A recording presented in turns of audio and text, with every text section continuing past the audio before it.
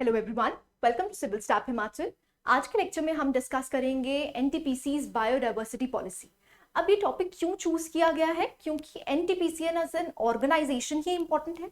उसके बाद हम कुछ डिस्कस करेंगे बायोडाइवर्सिटी रिलेटेड इश्यूज और उसके कंसर्न्स, और हमारे इंडिया में बायोडाइवर्सिटी कैसी एग्जिस्ट करती है और एनटीपीसी एज एन ऑर्गेनाइजेशन कैसे रिस्पॉन्सिबल है बायोडाइवर्सिटी को मेंटेन करने। Let's start the topic. उससे जाने से पहले आप कुछ हमारे फ्री इनिशिएटिव देख सकते हैं। फॉर एग्जांपल 10:15 आपसे डेली 10 एमसीक्यूज डिस्कस किए जाते हैं। मेंस करंट अफेयर्स आपसे 2:15 डिस्कस किया जाता है। डेली करंट अफेयर्स 6:15 बजे डिस्कस किए जाते हैं। 8 PM JOA IT और SI exams related questions discuss किए जाते हैं। एंड एट 9 PM आपसे यूट्यूब शॉर्ट्स पे कोई ना कोई वीडियो शेयर की जाएगी। Right, so these are the free initiatives. आप इनको देख सकते हैं और अपनी प्रिपरेशन नेक्स्ट लेवल तक लेके जा सकते हैं। अब स्टार्ट करते हैं टॉपिक, ये न्यूज में क्यों था। सो रिसेंटली जो एनटीपीसी है, that is national thermal power corporation limited, उन्होंने इशू किया है कि वो एक रिन्यू बायोडाइवर्सिटी पॉलिसी बनाएंगे, जिसपे वो क्या करने की कोशिश कर रहे हैं। They want to establish a comprehensive vision and guiding principles for the conservation, restoration and enhancement of biodiversity. अब देखिए, जो भी ऑर्गेनाइजेशंस होती हैं उनको कोई ना कोई कमिटमेंट्स फुलफिल करनी होती है under CSR, corporate social responsibility. So corporate social responsibility में ये जो एनटीपीसी है, ये कोशिश कर रही है कि जो बायोडाइवर्सिटी है उसको हम डैमेज मिनिमम कर पाए, और जो भी इनिशिएटिव्स हैं जिसमें हम बायोडाइवर्सिटी कंजर्वेशन की बात करते हैं उसमें ये कंट्रीब्यूट कर पाए। राइट, सो जो एनटीपीसी है उनकी जो एनवायरमेंटल पॉलिसी है उसी का ये पार्ट बनाती है, जिसमें वो क्या करने की कोशिश कर रहे हैं, जो भी एनवायरमेंट से रिलेटेड सस्टेनेबिलिटी इश्यूज हैं उनको एड्रेस करना चाहते हैं। राइट, अब NTPC as an organization is very important. अगर आप देखें, ये एक सेंट्रल सेक्टर PSU है under the ministry of power, जो कि आपको याद रखना है। इंडिया की ये लार्जेस्ट एनर्जी कॉन्ग्लोमरेट है, जो कि सेटअप कब करी गई थी? 1975 में। इसका एम क्या है? To provide reliable power and related solutions in an economical, efficient and environmental friendly manner.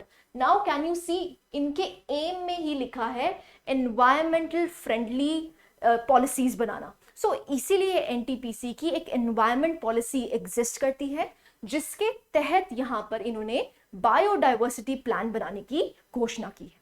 ठीक है जी। So it became a Maharatna company. इसके बारे में आपको पता होना चाहिए। ये महारत्ना कब बनी? That is in 2010। और ये लोकेटेड कहाँ है? It is located at new Delhi. अब नेक्स्ट क्वेश्चन अराइज होता है, बायोडाइवर्सिटी क्या है? देखिए, biodiversity is derived from two words, bio and diversity. Bio means anything that is living. Living organisms में जो आपको डाइवर्सिटी देखने को मिलती है, that is known as biodiversity. So it refers to variety of living species on the earth. अब चाहे वो प्लांट्स हो, चाहे एनिमल्स हो, चाहे फंगी हो, चाहे बैक्टीरिया। राइट, सो अगर हम स्पेसिफिकली इंडिया की टर्म्स में देखते हैं, सो इंडिया कंट्रीब्यूट करता है। अगर हम वर्ल्ड एरिया की बात करते हैं, ग्लोबल लैंड एरिया की बात करते हैं, तो इंडिया के पास कितना लैंड एरिया है? That is approximately 2.3%। बट इस 2.3% ऑफ लैंड एरिया पे बायोडाइवर्सिटी कितनी एग्जिस्ट करती है? That is 8%। सो कह सकते हैं India is home to many species, variety of species जो एग्जिस्ट करती हैं। राइट, अब इसी के साथ हम एक कॉन्सेप्ट पढ़ेंगे, that is known as biodiversity hotspot. देखिए, बायोडाइवर्सिटी हॉटस्पॉट होने के लिए आपको 2 क्राइटेरियाज मीट करने पड़ते हैं। वो क्राइटेरियाज क्या हैं वो आप देख लीजिए। Number 1, it must have at least 1500 vascular plants as endemic. अब देखिए, यहां पर 1500 वैस्कुलर प्लांट्स की बात करी गई है। वैस्कुलर प्लांट्स का मतलब होता है जिनमें आपको जाइलम और फ्लोएम देखने को मिलता है। Those plants are known as vascular plants. अब एंडेमिक का मतलब क्या होता है कि it is specific to India, ये इंडिया में ही मिलते हैं, that is known as endemic. So आपके पास एटलीस्ट 1500 वैस्कुलर प्लांट्स होने चाहिए, दैट इज एंडेमिक। और दूसरी बात क्या है कि ये जो वेजिटेशन है ये थ्रेटेंड भी होनी चाहिए। ये दो क्राइटेरियाज अगर आप मीट करते हैं तो आप किस कैटेगरी में आ जाएंगे, बायोडाइवर्सिटी हॉटस्पॉट की कैटेगरी में आ जाएंगे, राइट। अगर ये थ्रेटेंड है तो इसका मतलब क्या है, इसकी कंजर्वेशन की जरूरत है, राइट। सो इसीलिए एनटीपीसी ने भी कोशिश की है कि हम बायोडाइवर्सिटी प्लान 2022 बनाने की कोशिश कर रहे हैं, जिससे हम बायोडाइवर्सिटी कंजर्वेशन की बात कर रहे हैं, राइट। सो आप देख सकते हैं हमारी कंट्री में, इंडिया में 4 हॉटस्पॉट्स, बायोडाइवर्सिटी हॉटस्पॉट्स आपको देखने को मिलते हैं। सबसे पहला है वेस्टर्न घाट्स, जहां पर आपको बहुत सी वैरायटी देखने को मिलेंगी। ऐसे ही जो ईस्टर्न हिमालयस है वहां पर भी आपको बायोडाइवर्सिटी देखने को मिलेगी। सुंडालैंड, जिसमें आप देखते हैं that is Nicobar group of islands.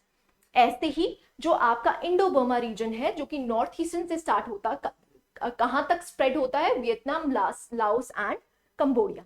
सो ये जो 4 बायोडाइवर्सिटी हॉटस्पॉट्स हमारे इंडिया में एग्जिस्ट करते हैं, एक्सप्लिसिट क्वेश्चन इन पे भी बन सकता है, right. So these are some of the biodiversity hotspots in India. अब पॉलिसी का ऑब्जेक्टिव क्या है? देखिए सिंपल ऑब्जेक्टिव होगा, ऑब्वियस सी बात है, क्योंकि यहां पर हम बायोडाइवर्सिटी कंजर्वेशन की बात कर रहे हैं। सो क्या होगा, अवेयरनेस रेज करना, प्रोफेशनल्स को एम्प्लॉय करना, ऐसे ही जो कुछ हमारी स्टेट्स हैं वहां पर कोलैबोरेशन करना। So these are some of the objectives of the policy. So we need to support the professionals to achieve the biodiversity target. ऐसे ही हम इस कॉन्सेप्ट को मेन स्ट्रीम करना चाहते हैं। देखिए एनटीपीसी पावर जनरेटिंग कंपनी है, लेकिन फिर भी वो एनवायरनमेंट के लिए एक प्लान बना रही है। तो इसका मतलब क्या है, बायोडाइवर्सिटी कंजर्वेशन एक मेन स्ट्रीम आइडिया बन जाना चाहिए। So they want to mainstream the biodiversity conservation. ऐसे ही जो लोकल थ्रेट्स हैं उनको भी एड्रेस करने की बात की जा रही, राइट। और कुछ देखते हैं रिलेटेड स्टेप्स क्या लिए गए हैं एनटीपीसी के द्वारा। सो रेजिंग अवेयरनेस, जो भी लोकलाइट्स हैं वो उनके लिए अवेयरनेस रेज करना, ऐसे ही कोलैबोरेशन करना, जो भी लोकल पीपल हैं उनके साथ कोलैबोरेशन करना, जिससे डिसेंट्रलाइज्ड अप्रोच हो, और इस डिसेंट्रलाइज्ड अप्रोच के द्वारा हम बायोडाइवर्सिटी को कंजर्व और भी एफिशिएंटली कर पाए। ऐसे ही जो लीगल कंप्लायंसेस हैं, सो वो लीगल कंप्लायंसेस भी एड्रेस हो सके। फॉर एग्जांपल एनटीपीसी ने साइन किया था 5-year agreement with Andhra Pradesh forest department, जिसमें उन्होंने ऑलिव रिडले टर्टल की कंजर्वेशन की बात करी गई थी। सो यहां पर जो एनटीपीसी के टारगेट्स हैं सीएसआर के अंडर, उनको एड्रेस करने के लिए एनटीपीसी ने काफी स्टेप्स लिए, राइट। सो यहां पर बायोडाइवर्सिटी कंजर्वेशन की बात हुई। So this was the holistic coverage of NTPC's biodiversity plan. आप कुछ हमारे फ्री इनिशिएटिव्स और पेड इनिशिएटिव्स देख सकते हैं। So this was it. I hope you like the lecture. Thank you very much.